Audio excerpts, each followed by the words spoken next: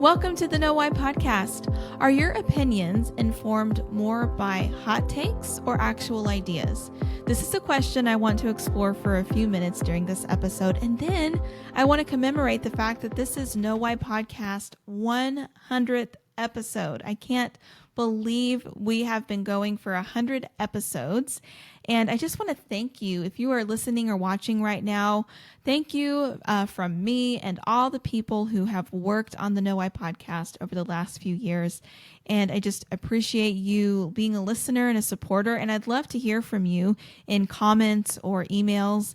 You can contact us at knowwhypodcast.com or anywhere that you listen, just to tell us what you appreciate about the Know Why podcast or what you'd like to see in the future.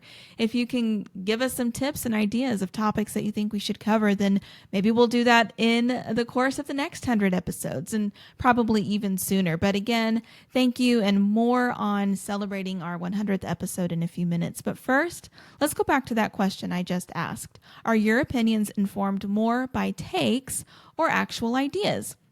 I want to address this because it's something I saw last week. I was on X, which is the land of hot takes, as well as other places like TikTok and Instagram and all of social media, really. But I feel like this was actually a good take, and I'm just going to quote it. It's from OW Root.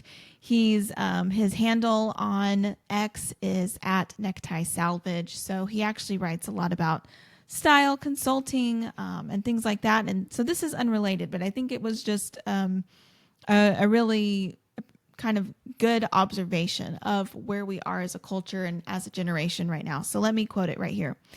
So many young people are so cooked because the basis of their entire worldview is comprised of takes. Takes are not ideas. Takes are based on the online ecosystem currency, which values clicks, rage, bait, and anything shocking. I'm serious. This is one of the fundamental problems. People's entire way of viewing the world is comprised of takes, and the younger you are that you start consuming takes, again, not ideas, the more likely you are to have this screwed up, fractured, extreme, and toxic way of relating to the world. This is why so many young people are so unhappy. They have received all their guidance from takes. That's the end of his tweet. I think this is spot on. And before you get offended or argue with the fact that, if you're a young person, your ideas are formed on takes, let me just say, I'm speaking in generalizations, and I think that this gentleman is as well. But I do think that there is actually a lot of information out there that backs this up. And it's an important issue for us to address, especially on the Know Why podcast, where we are all about having thoughtful conversations about the big issues. So if you're listening, it's because you care about actual ideas and not just hot takes. So let's think about the environment that so many young adults have been raised in, either coming of age in a time of kind of the internet booming and social media becoming a thing, or their entire childhood inundated with those things. Something that the internet and social media especially exacerbate is a problem that is as old as journalism itself. And that's the fact that, as the saying goes, if it bleeds, it leads. So even before you had the internet or social media, if you had a newspaper with a headline that was extremely shocking, or, a picture that was, shocking and dramatic, that was going to sell. And that was what they were going to put on the front of the newspaper.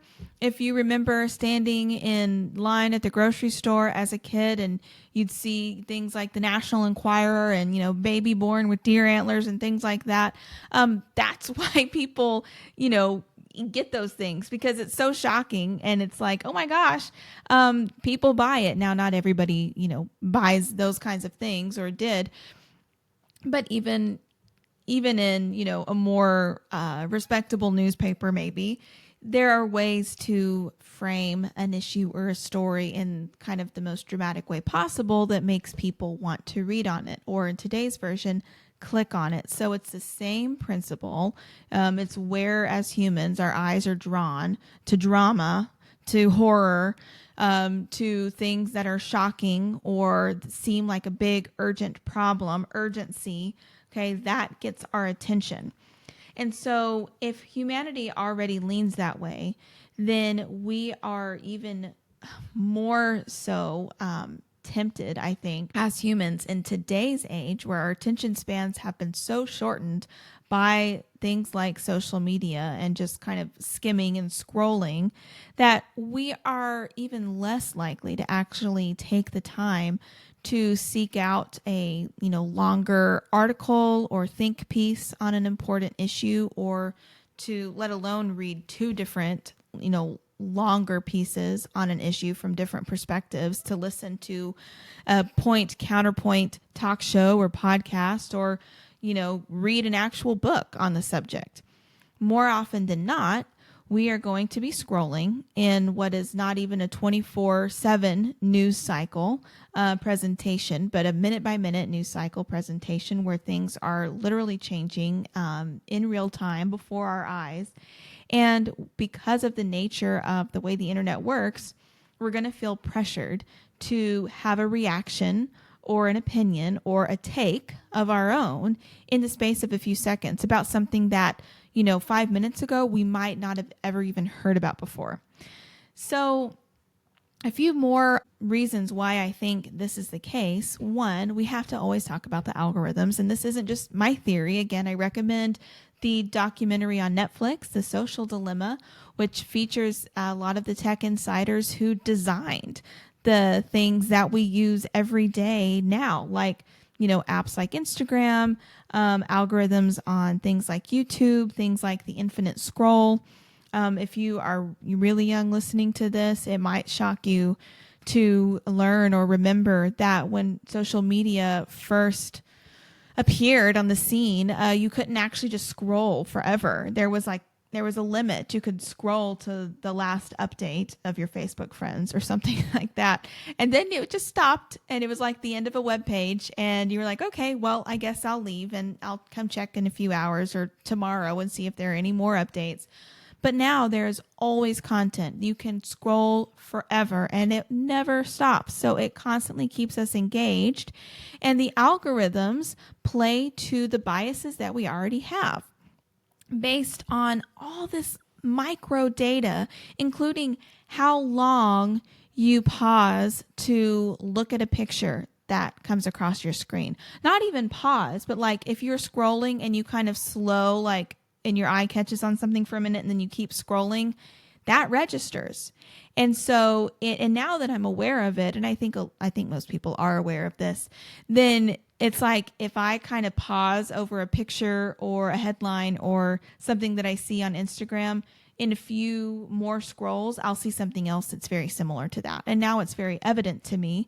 But when you're raised in that and you're not necessarily aware of and thinking of the fact that the algorithm is doing that, then you don't know.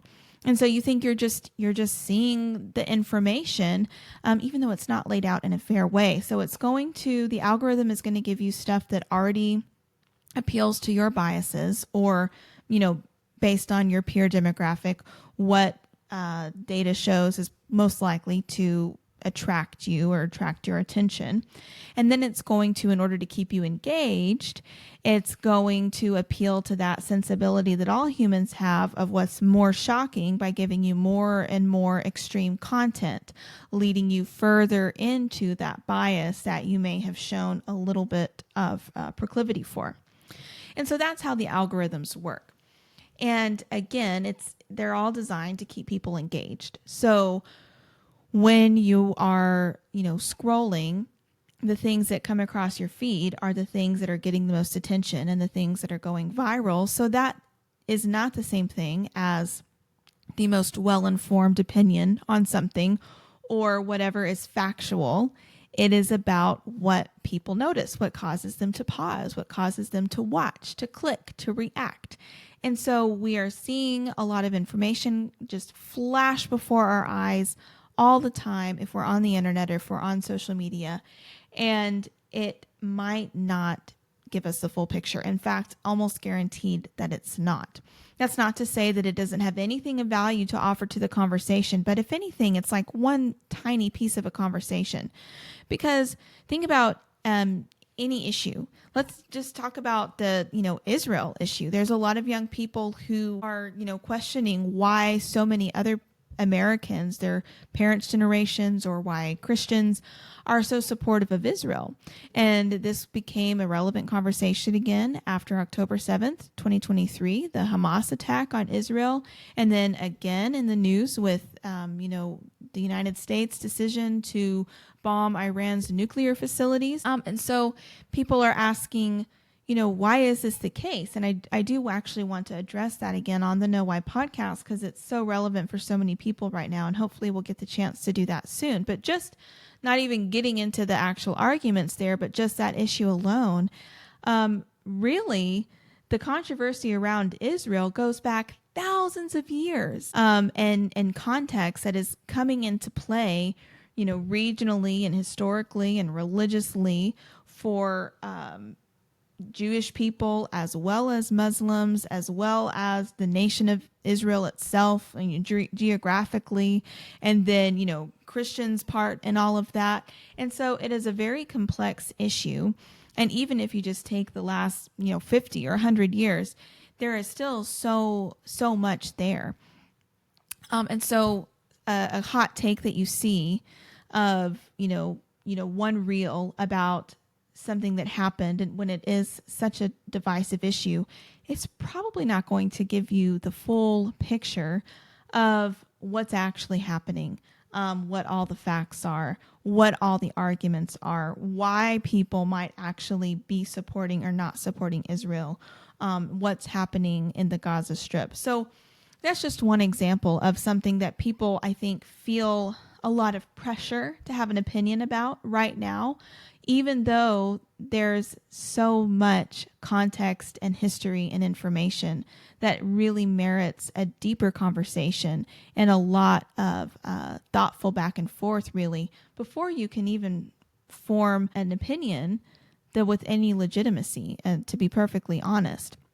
So, but you can apply that to any issue out there, anything that you see in the news. There is always more to the story than what a minute long or 30-second reel can give you. So let's move on and assume that you agree with me there, that, okay, yeah, little clips on social media or little hot takes or whatever on certain issues, that probably isn't the best way to form an opinion on something complicated. But why is this such a problem, though? And again, we kind of talked about how if you are a young adult, then you were kind of raised with this being the prevalent way that you and your peers consumed information. And social media is the number one source of news for young adults. So it's how people are used to receiving the news. And if you're not being aware of the ways that you might be manipulated by the algorithm, then you're maybe not going to be conscious of the ways that that's actually helping to form your opinion on things and the ways that it is lacking. But another thing I think that kind of plays into this is just education. So I don't want to talk too much about education, but it's relevant because think about the way that you were taught English. Now, maybe some of you guys who are listening had amazing English teachers who really encouraged you and led your class in reading multiple books all the way through and engaging deeply in thought exercises and discussions about those books. But what is becoming more and more common, and what has been more and more common, I think in the last decade for sure, is not doing that. Reading a lot more briefly. And regardless of what you had in English class, if you studied for a standardized test like the SAT or the ACT, then you certainly learned how to study like this, where you're going to take a passage, you learn how to skim it and pull out what are the main takeaways, okay, so the takes, and figure out kind of what's this main point? What's the point of the passage? What is the author trying to say here? And so that I can check the right box and get the right answer on this test so that I can get into college. And so there's nothing wrong with skimming. In the past, when I was a teacher, I actually taught my high school students how to skim, because sometimes that's a very necessary skill when you're trying to get information. But that's not the way all reading is supposed to be done. And if that's the only kind of reading that you've ever been exposed to or taught how to do, then it's really going to hinder you down the line when you're ready to and you need to engage a lot more deeply with certain ideas. So this is a problem that they're starting to see in colleges. There was an article in The Atlantic not too long ago, I'll post a link here, where many professors around the nation are noticing that in recent years, incoming freshman classes are overwhelmed by the workload, by the pages that they have to read every week, because it's not because they're not intelligent or that they don't have the potential to be able to read, but they've never been asked to really read seriously before. Many of them are coming into college with having read very few books all the way through, or maybe even none. In fact, one of the interviews that I did with Dr. Brad East on the Know Why podcast a while back, he was saying he has had students come in and saying that they've essentially never read a book before. So this is becoming not just an anomaly, but a common experience for people in higher education. And so it is, of course, very hard to handle a college level workload and reading load if you're not used to thinking through ideas. And even beyond just being able to handle a college workload, when you are used to having to read something and really sit with it for a long time, something that doesn't take just a few minutes to read, what you are training your mind to do is to follow an argument or an idea all the way to its conclusion, to actually engage with a thought exercise for an extended period of time. And how many of us really do that nowadays? I think even people who used to do that, because of how engaging social media has become and how much our news is just given to us online and on websites nowadays. When's the last time you sat down with a magazine article or a physical copy of a newspaper and read multiple articles all the way through? That's just not something that a lot of people take the time to do anymore. But when you get to forming your opinions, forming your worldview, figuring out what you believe about these big current events and big life questions, then you've got to be able to really engage with ideas, to follow an argument all the way to its conclusion, to follow an opposing argument all the way to its conclusion, to think through an issue, to not just read, thoughtful articles and essays, but maybe a whole book on a topic and then another book from a different perspective. And people aren't doing that, not even close. And again, the way that they are used to consuming news and the way that they've been taught to consume news is skimming, looking for main takeaways. Okay. And that, if you're, again, think of like bullet points. You can't really express a lot of nuance in bullet points. And so often the truth, I think, of an issue is kind of found in the nuance, in the in between the lines a little bit. There are some issues that are black and white, like, this is right and this is wrong. But there are a lot of other issues that, and I think most of the time this is the case when there is some sort of cultural or political controversy where maybe there's a little bit of truth on both sides. Maybe we really need to understand both arguments fully to get an accurate picture of what's going on and be able to form our own opinion in any way that's going to cause us to be effective at all. So when you haven't been trained to do that, though, then it's not really your fault if your worldview or your ideas, your philosophy in life is based on what has been fed to you by an algorithm, what you have consumed, and what you have found most compelling or what your brain has found most rewarding.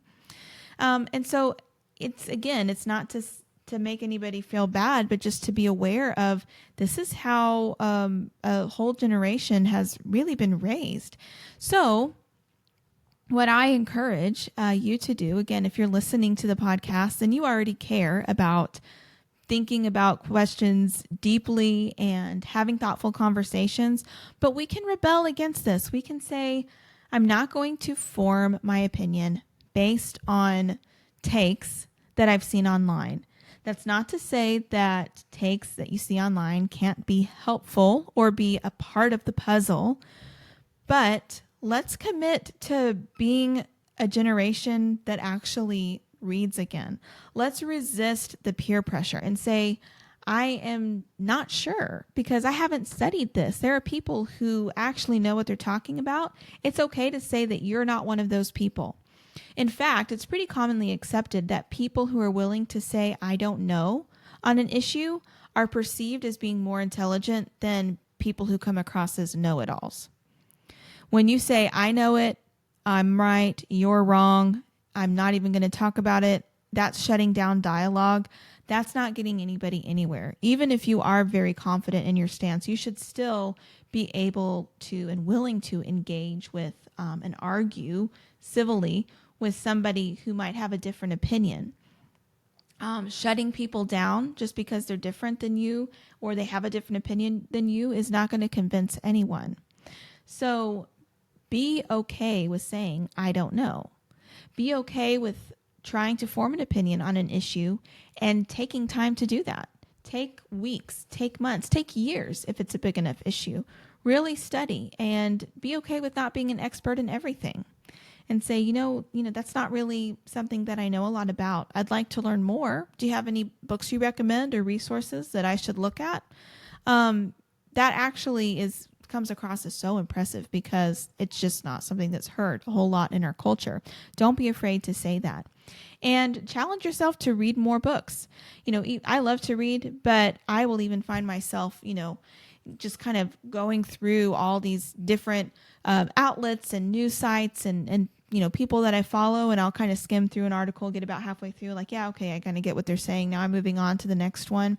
I have to challenge myself too, to sit down, to slow down, to think through somebody's essay or to really engage with the book slowly.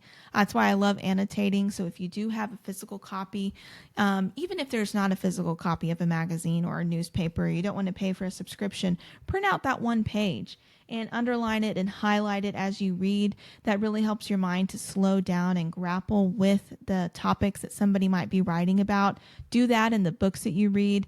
That is so helpful, but just be willing to slow down and challenge yourself to read more and to read more slowly so that you can really inform or form thoughtful and legitimate opinions about issues that matter.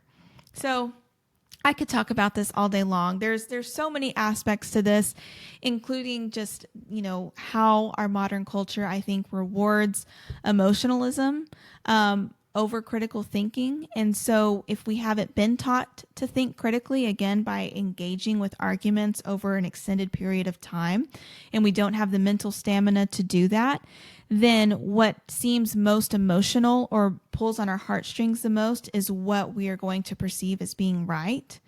And again, that there are so many, so much background to even that alone, but it is something that we've talked about on the Know Why podcast before in our interview with Andrea Crum. So I encourage you to listen to that. But anyway, I do want to move on and talk about the 100th episode of the Know Why podcast. So take just a couple seconds and listen to this. In Jesus' way of living, everything he's saying frees us. I'm telling you, it's so brilliant. It's so genius. He's the smartest man who ever lived. He's not just an ethereal being. He knows how we're made and how we flourish and how we thrive. And what my students say before they begin is that they quite literally cannot imagine being 20-year-old college students on campus without Instagram, because that is how they know anything is going on in the world. It's how they receive direct messages. It's how this, that, and the other. And then after the first week and the second week and the third week, they realize not only that they can live without it, but that their lives, they feel this sort of relief come over their bodies. They become less itchy and nervy. They become less anxious.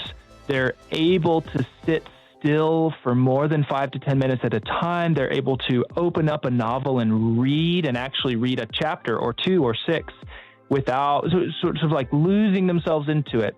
And all they needed was a kind of nudge that not only was this not impossible, but they might actually experience it as life-giving. There was singing in Saturnalia, right? Although their singing was very different from our singing at Christmas. They would go down the street singing naked in public, which most Christmas carolers don't do that. Yeah, if you're doing that, please stop. Are there more women in Scripture maybe than we tend to see initially, hidden, so to speak, yes, because of the translation there issue? Are. Yeah. So here's an example. In one of the Psalms, it says, the Lord gave the word, great was the company that published it. And it's a female ending. It's preacheresses that publish it. Or we might not even ever hear that 5 times in the Old Testament is a story of Zelophehad and his 5 daughters. And basically they're supposed to marry within the family and there are no guys, so they're going to end up with no land. And they go to Moses and say, hey, I don't think that's fair. And Moses is like, well, let me go talk to God. And God says, yeah, it's not fair. Here's what you should do. Why is that story told 5 times? But have you ever heard it preached? I have never heard it preached. So sometimes, even if it doesn't take a lot of real estate in the Bible, the fact that it's repeated in so many places, we should be looking at going, this was really important somewhere. Right. The fact that Job is called righteous because he gave his daughters an inheritance. He would have been going against culture to socioeconomically give his daughters some freedom. Pro-choice people, not speaking for everybody, there are obviously pro-choice people who have pro-life friends and have more awareness of it, but pro-choice people on aggregate are more likely to believe the stereotypes and the exaggerated characterizations of their opponents. We all do it. And so one of the biggest stereotypes about pro-life people is that they're all religious fundamentalists. And so that's what pro-choice people are expecting. On the other hand, pro-life people, some of them are also surprised. But like I mentioned a second ago, a lot of pro-life Christians don't even consider their pro-life view to be religious. They consider it to be sort of apart from or in addition to their religious views. And so actually, I think there's a lot of pro-life, even deeply religious pro-life people who aren't that surprised when they find out that secular people can also oppose abortion, because for them, it wasn't a religious thing to begin with.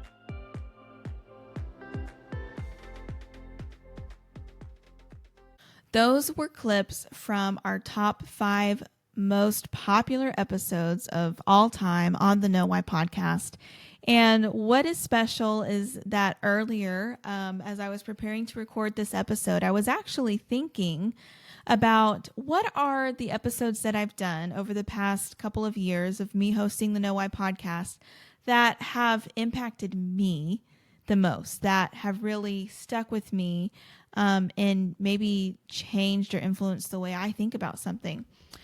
And pretty much every episode that was actually in our top 5 most popular before I even checked the statistics were episodes that I had already thought about as being the most influential for me. So I guess you, the listeners and viewers, and myself, we agree on what those are. But honestly, there are all of the episodes that we've done are just so amazing. And I'm so grateful. I can't even state how grateful I am for every single guest who has taken time out of their busy lives to come and join us on the Know Why podcast and talk about issues that they are experts on, issues that they care about and have thought about deeply, and to guide us through a conversation that encourages us to engage with those topics and to think about them deeply and critically.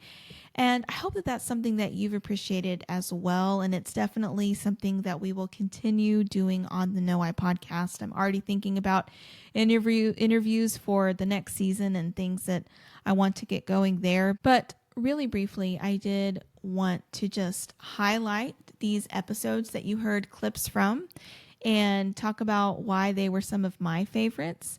I want to highlight the series that we've done over the last 2+ years and 100 episodes and where you can find those. And again, encourage you to give us your feedback. Let's talk about these episodes that are the most popular. Coming in at number 1, Why is Anger Unhealthy? Know About Jesus with Brant Hansen. Brant Hansen is a radio host and author that I really admire. And this is, he joined the Know Why podcast as part of our series, Know About Jesus, to talk about his book called Unoffendable. And really, it argues that we don't have a right to be angry. And that bothers a lot of people, including people of faith.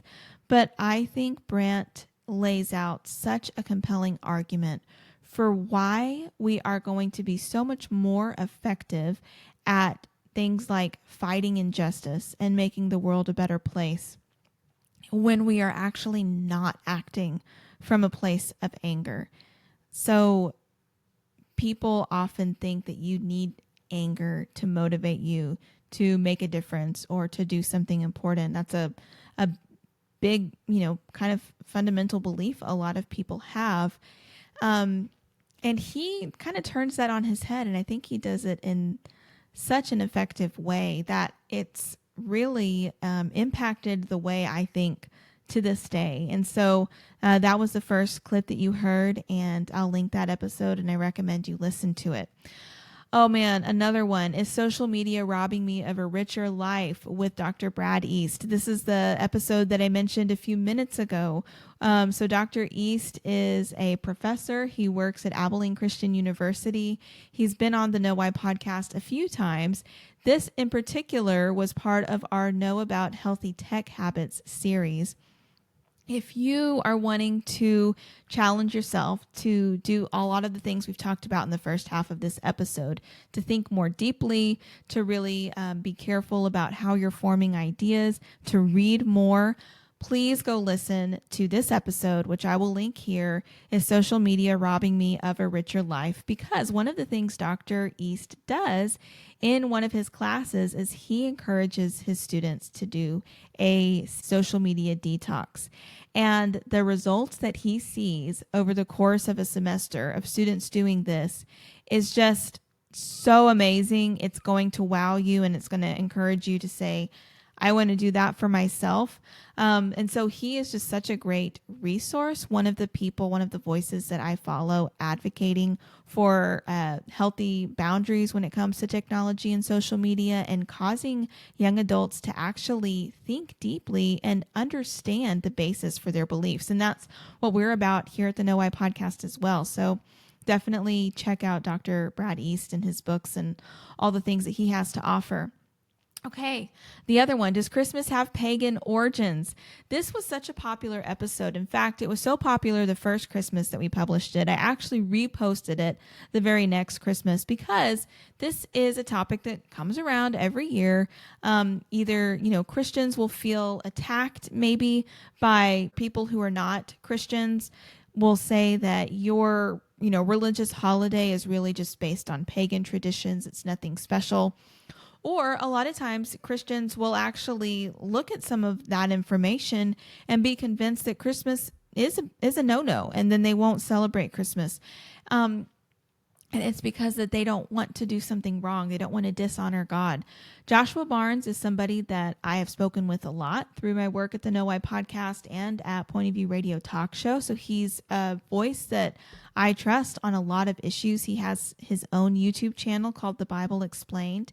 And he goes through this 2-part interview. This is only one of the parts of that interview that I'm referencing now, but addresses all of the most common arguments that say that Christmas is based in pagan traditions and pagan roots, both from kind of like the more secular side that criticizes Christians in the Bible, and also from more of the Christian side that is worried about some of these things.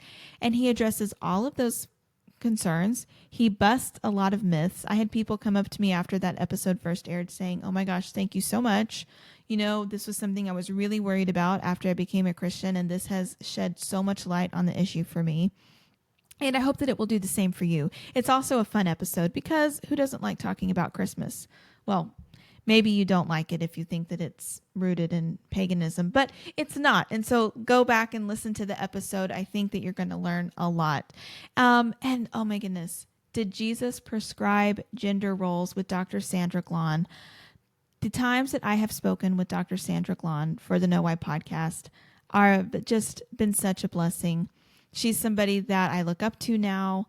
I follow her writings, and this is such an important issue. And as a woman who cares about women's rights, it's something that's close to my heart because there are a lot of people who I think resist Christianity or resist the church because they believe that Christianity is a misogynistic religion. And at the same time, there are multiple movements and traditions and wrongful interpretations of biblical teaching that actually are misogynistic. And so, and something that is just so grievous is when scripture is weaponized to harm a group of people. And so what Dr. Glahn does, she's somebody who is a biblical scholar, so she is a trusted voice on this issue, is she demonstrates how all of those beliefs about the Bible being misogynistic, Jesus being misogynistic, how those are false. And so many of the kind of gender roles, the traditional or, stereotypical gender roles that many people associate with Christianity or biblical womanhood or biblical manhood aren't actually based in scripture. And she does this from a place of loving the Bible and having a very high view of it. And just her love for Jesus is so evident when you're speaking with her. And her words are so healing, I think, to anybody who has ever received a false message from the church on this issue. Anyways, it's a great episode. No surprise to me that it's in the top 5, and I recommend it to anyone. And then switching gears totally, our Know About Pro-Lifers series, which was the first official series that we ran on the Know Why podcast. Are all pro-lifers religious? This was with Monica Snyder, who is the director of Secular Pro-Life. And if the name of that organization surprises you, that's why we had Monica on the Know Why podcast. And I am so thankful for our conversation because I think that really exemplifies a lot of what our mission is to do on the Know Why podcast, is to really help us, again, on a deeper level, understand some of these big issues. And in order to do that, a lot of times we have to bust myths, tackle inaccurate stereotypes, and give people new information that might cause them to think about something in a different way. And that's exactly what Monica does, because so many people, I think, resist changing their mind on a super polarized issue like abortion.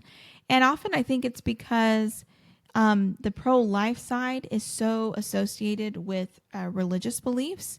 And as somebody who is a Christian, there are reasons why that doesn't surprise me. But then they are blown away often to find out that there are groups like Secular Pro-Life, that it's not entirely a religious issue. So if a pro-lifer says something like, human life begins at fertilization, it's easy for somebody who isn't a Christian or isn't religious to say, no, I don't believe that, you're making that up, because they're assuming that that person is motivated by a religious or philosophical or ideological belief rather than a scientific one. So when Monica says, hey, I'm an atheist, and by the way, here's when life begins, and here's why I am pro-life, and it's from a purely scientific perspective and not a religious one at all, that's compelling to people who wouldn't normally listen to pro-life arguments.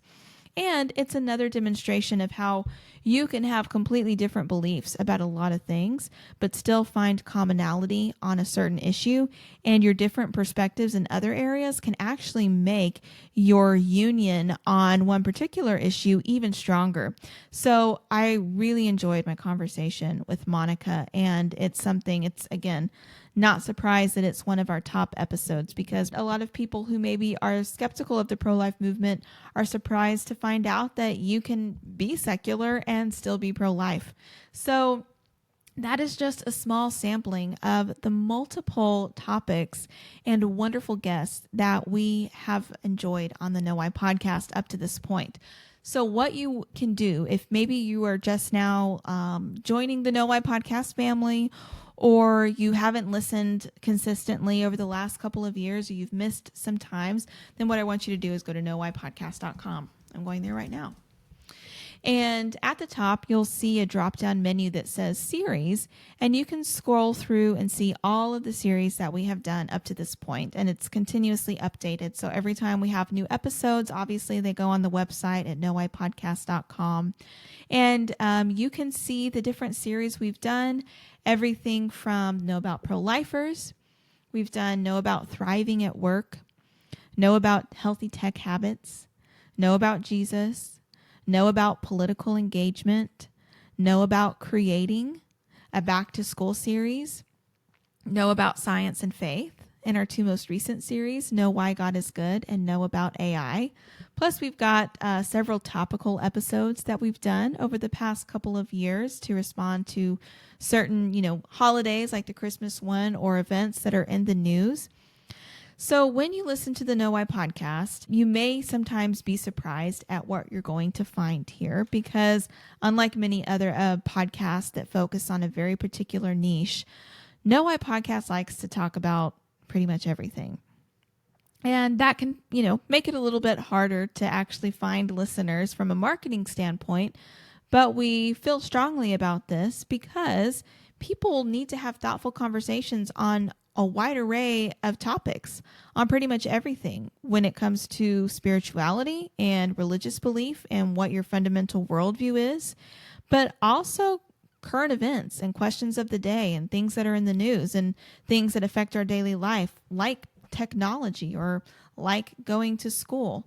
So we want to really address that broad range of topics and information, and do so in a way that features subject matter experts oftentimes to help us critically think about those issues and really engage with them and answer tough questions, and do so in such a way that encourages you to think deeper.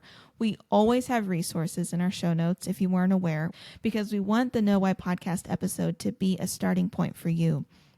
Just like we talked about at the beginning of the episode, we don't want you to just have takes. We don't want you to take our takes, take my takes and the guests on the Know Why podcast. I want it to be a starting point for you, but I want you to then go and look at the other resources that are recommended and continue to read and research, because if you can come out of that process with a greater confidence in your own beliefs, then that's a win. We approach these issues from a Christian perspective and a Christian worldview, but as you've seen in just the example of our top 5 episodes, we feature guests sometimes with different opinions on things. Our goal is to help you engage with big ideas on a deeper level so that you can really have confidence in your own beliefs. And we want to have thoughtful conversations. And again, I can't believe that we've been doing this for 100 episodes, and I look forward to the next 100 episodes. And I would love to hear your comments. So wherever you're listening or watching, leave a rating or a review or a comment. Let me know what you think of the Know Why podcast, what you think we can do better, what topics we can address in the future that are relevant to your life. And you can go to knowwhypodcast.com not only to listen, but to also contact us. Or you can email us directly at info@knowwhypodcast.com. And as always, you can find Know Why Podcast on YouTube or any other streaming platform where you get your podcast. Thanks for being here. Thanks for celebrating 100 episodes with me. And I encourage you this week to go out and think. Read something that challenges you and resist the urge to have a take. Thanks for listening. I'll see you next week.